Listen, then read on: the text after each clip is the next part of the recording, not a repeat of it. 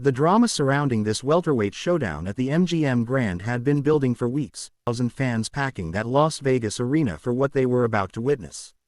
Manny Pacquiao, the pound-for-pound king from the Philippines, stood across the ring from Miguel Cotto, the reigning champion from Puerto Rico, a man who carried into that ring not just a title belt but a mountain of doubt. Cotto had suffered his only professional loss in that very building, against that very ring canvas, and now he was being asked to defend his throne in the same room where his invincibility had once been shattered.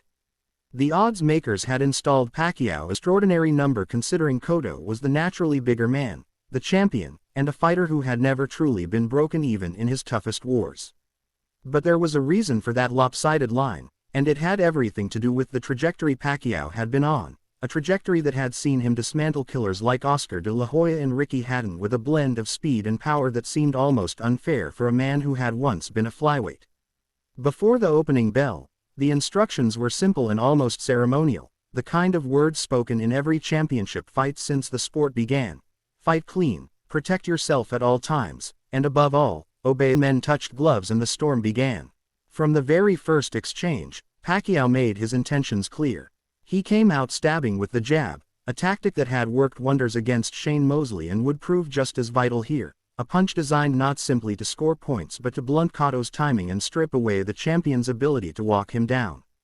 The jab landed clean early, rocking Cotto's head back, and the crowd let out a gasp that signaled they understood immediately this was not going to be a cautious feeling out process. This was going to be war from the opening seconds. Cotto, for his part, refused to be intimidated. He answered with body shots, digging into Pacquiao's ribs, mixing in a hybrid punch that blurred the line between hook and uppercut, searching for the one thing that had eluded so many of Pacquiao's previous opponents, a way to slow him down. The champion's jab was stiff and purposeful, and for a moment it looked like he might be solving the puzzle that had stumped so many before him. But Pacquiao was patient in a way that surprised many observers who expected him to come forward recklessly. He absorbed Cotto's advances, studied the rhythm, and slowly began working his way into range, mixing movement with sudden bursts of speed that Cotto simply had never encountered from an opponent his own size or smaller. By the second round, the fight had already established itself as a genuine slugfest, the kind of two-way action that turns a boxing match into a spectacle. Cotto dug a left hook to the body that visibly affected Pacquiao's balance, and for a stretch it seemed the champion had found his footing, controlling exchanges with that heavy jab and even switching briefly to southpaw, a rare wrinkle from a natural left-hander trying to throw off his opponent's rhythm. Pacquiao, however, was not merely surviving. He was adjusting in real time, picking his moments, wild combinations, showing the discipline of a fighter who understood that Cotto's power demanded respect but that patience would eventually create openings. The commentators at ringside marveled at how the two exchanged big shots without either backing down, calling it a red-hot round, the kind of action that instantly changes how a fight will be remembered regardless of the final outcome.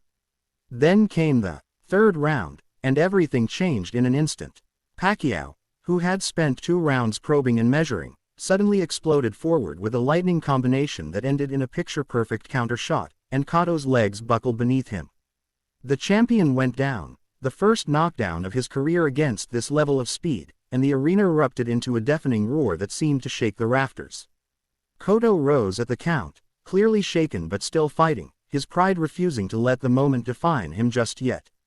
This was, after all, a man who had been dropped before by Ricardo Torres and a man whose resilience had become part of his legend.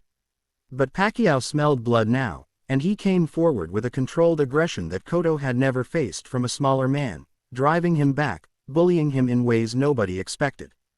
Before the round ended, Cotto found himself on the canvas a second time, and suddenly a fight that many predicted would be competitive for a full 12 rounds looked like it might end in spectacular, violent fashion far sooner than anyone imagined.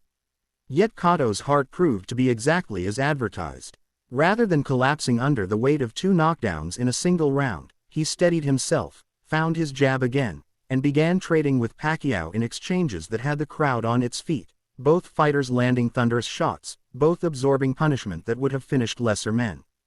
Cotto's face began to show the toll, a cut opening near his eye, blood beginning to trickle down as the rounds ticked by, yet he kept marching forward, kept looking for the single left hand that had ended so many of his opponent's nights before, the same punch that had put Ricky Hatton to sleep in devastating fashion years earlier. There was a stretch in the middle rounds, particularly the 5th and 6th, where Cotto managed to wrestle some control back into the fight, landing his own combinations, forcing Pacquiao to acknowledge that this champion was not going to fold quietly. Ringside analysts began debating whether the chaos of Cotto's training camp, the typhoons back home, the shortened preparation time, would eventually catch up with him in the second half of the fight, a question that hung over every exchange as the bout progressed deeper into scheduled 12 rounds. What followed was a period where Pacquiao's superior conditioning and blistering hand speed began to assert themselves in a way that felt almost inevitable in hindsight. Round after round, he peppered Cotto with combinations that seemed to come from angles the champion simply could not anticipate, darting in, unloading, darting back out before Cotto could load up his counters. Cotto adjusted where he could, using his jab intelligently, occasionally switching stances, occasionally finding the courage to stand and trade in hopes that his superior size and raw power might turn the tide in one violent exchange. There were moments, briefly, when it looked like it might work, when Cotto rocked Pacquiao with a clean left hand and the smaller man's legs seemed to wobble against the ropes.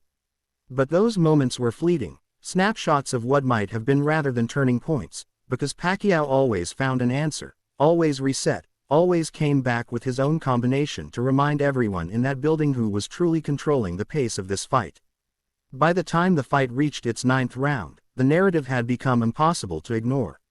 Cotto's nose was bleeding freely, his face showing the accumulated damage of 8 brutal rounds against a man whose speed advantage had proven far more significant than anyone anticipated going in.